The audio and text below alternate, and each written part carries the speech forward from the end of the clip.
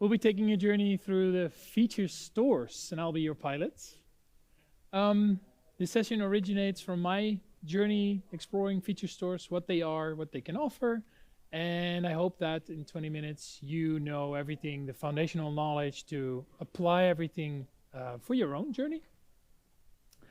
This is about me, quick briefing. I'm the founder of Blue Rocket IT. I'm a solution architect and engineer in data analytics, quite wide, Power BI, data science, developing the platform, developing the solutions on top of the platform. Yeah, I like to do a bit of everything. If you're looking for some guidance or some help, some work, reach out to me. So before we start, quick raise of hands. Who of you are a data science or ML engineer? All right, a couple. Thanks, that's good to know. So what is a feature store? It's the central hub for managing, storing, and sharing feature tables or feature groups. Well, if you're not into this realm, you might not even know what a feature is. I didn't know when I started this particular ML journey. So let's discover what a feature is.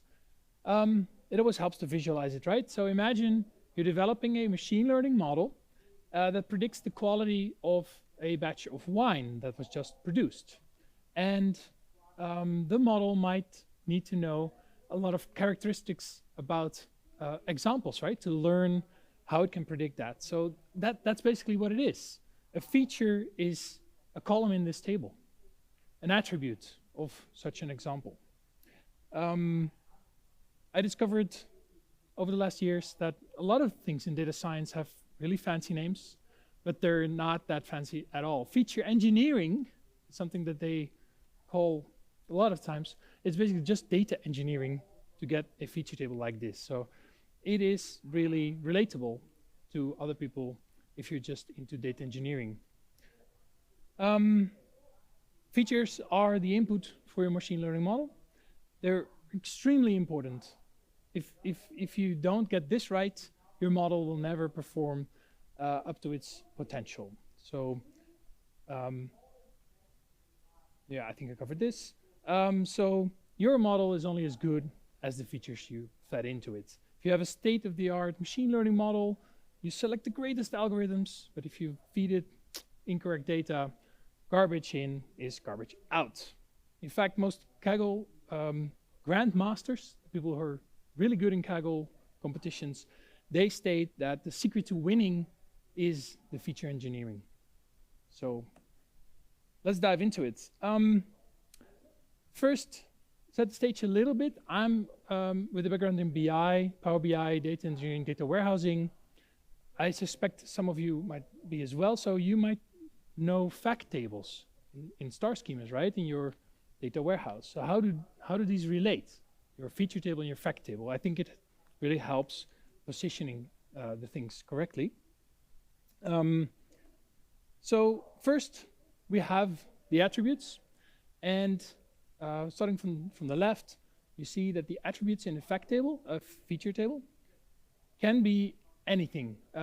Text, numerics, aggregations, it's really flexible. But in a fact table, you usually see that the valuable things are usually numerics because they need to be aggregated in your analytics. Secondly, the attributes are often normalized or standardized in a feature table. And they're more pure in the aggregated form of a fact table. More low level, singular. So that's a big difference as well. I'll skip this one. And yeah, this is fine too. So the fourth one, I sometimes refer to a feature table as a one big table. And Power BI people don't like that because you shouldn't do that in Power BI world. But in feature engineering, this is fine. You select sort of the base dimension and you add some measures to it until you have a wide table that describes your examples in the way you want it. All right, then let's visualize how they are then used. So you have the raw data on the left, some features that are generated off of that, and they go into models. And on the top, you see your training of your models, and on the bottom, you see your inference, your production environment, and you can see a reuse of all of these features in multiple models, multiple environments, like the training versus production. So you already recognize the purpose of a feature store, right? Feature store takes away the redundancy, helps you to reuse it, and to have this place where you can discover these features and share them. And that's a big benefit. If you want to take away something, this is the essence. Take away something from the session, of course. All right, so if we dive a little bit deeper into the store, we have the core components, these 5, but there's a bit boring in the list, so let's explore them in a diagram. From the left, you have the feature engineering, where the transformations are applied. That data is then stored, and the storing has an offline component, which is basically what we all know. It's maybe a storage account. It's not super fast storage. That's why it's called offline. And you have sometimes also, if it's a fancy feature store, an online capability. And that's then a database like Cosmos or Redis cache, where the data can be retrieved really fast, like sub-second times, to serve the online inference of some of the models that you might be hosting. So if you look at the offerings, where do you get this? If you're excited, you want to use it. If you use one of these 3 platforms on the left, like Azure ML, Azure Databricks, Amazon SageMaker, there's a built-in capability for feature storing, a managed feature store. So that's really great. In a second, I'll demo the Azure Databricks version of it. And since last year somewhere, also Azure ML has a capability built in to do this. I tried to prepare a demo, but I thought in 20 minutes, yeah, let's not try to stretch it that much. So we have one demo in Azure Databricks. And on the right side, you have other offerings that you can host yourself, or maybe host them on Databricks as a companion service. I haven't explored them that much, but I know that Feast is really a market leader. HopsWorks, they've been around for years, so they should be good. So if you want to jump into this and start really using it in production, also evaluate those other offerings. So let's get into the demo. I have to end my presentation to restore the duplicate screen, and then you see this. Okay. Before we dive into the details, please know that the feature store Python commands are part of a library that is installed by default on your runtime, but the version might be 1 or 2 versions older than the latest. So what I did was I added the package on the cluster, so it will grab the latest version, because I really push it to do that when my cluster starts. You can also just do a pip install of this particular package when you want to do it in a notebook. The others are for me to just get the latest version of those as well, but they are not essential for the feature store. Then there are a couple of things you need to load, import, and then you instantiate your feature store client. And then you can work with that. So let's look at this. So we have first some feature engineering to load a table. Here it is. Some wines and the characteristics of those wines. And we want to store it as a feature table. So we give it we have a name, and then we do this command. Create table with the name, with the data frame, a description, and the primary key of that feature table. That's all it takes. It's quite simple, and then it should be available in the feature store within Databricks. This will only take a couple seconds, and then we should be able to see it here in the feature store. Now it's still empty. The feature store is just one of the options on the left in the menu of your Databricks UI. A little lower, here it is. Now it's still empty. Let's see if it becomes available. Yeah, so now we have a table in our feature store. Really, really simple. So now people in this workspace can now just browse here and see, hey, what did Dave create? What is it about? Some description, some keys, some sample data, etc., etc. And you can see the features. Remember features? Attributes in the table.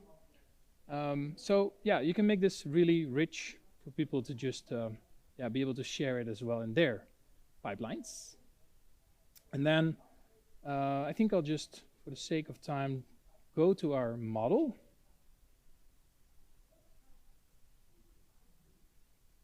And here we see our wine model. And we have two versions. If we click on one version, we should be able to see where it got the data from.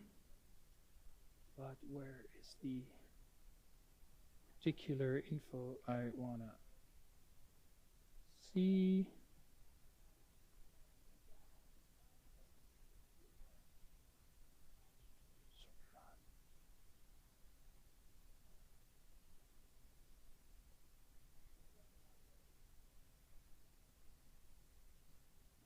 Yeah, this is the artifact it created. There should also be a reference to the particular feature table it used, but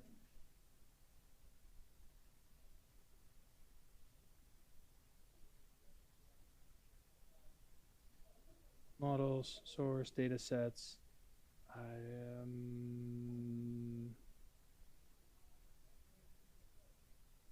I'll get back to that later after the session.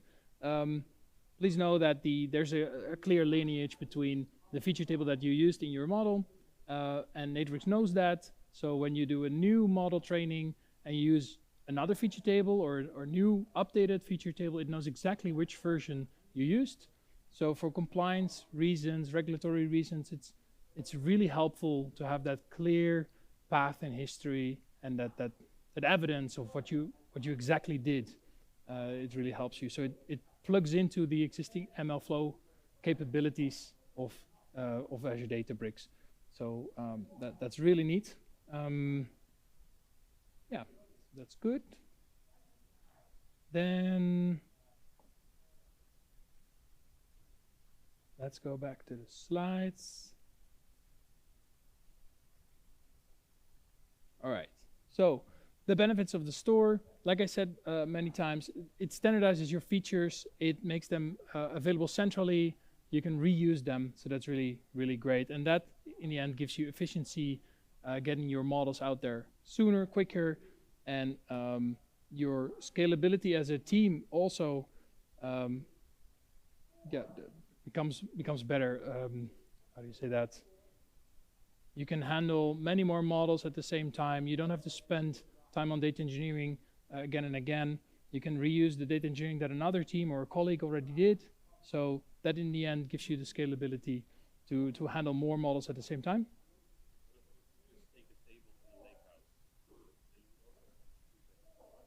So what if you take a table in a lakehouse? Would you have the same benefits? Yes, if that table would have been registered in a catalog, like Unity catalog or Hive catalog in the workspace, you can end up in the same space, yes. But the lineage with your model might be less because it's optimal for feature tables, and Databricks also has online serving of this feature tables. So if you have it in a lake, it's typically only the offline capability.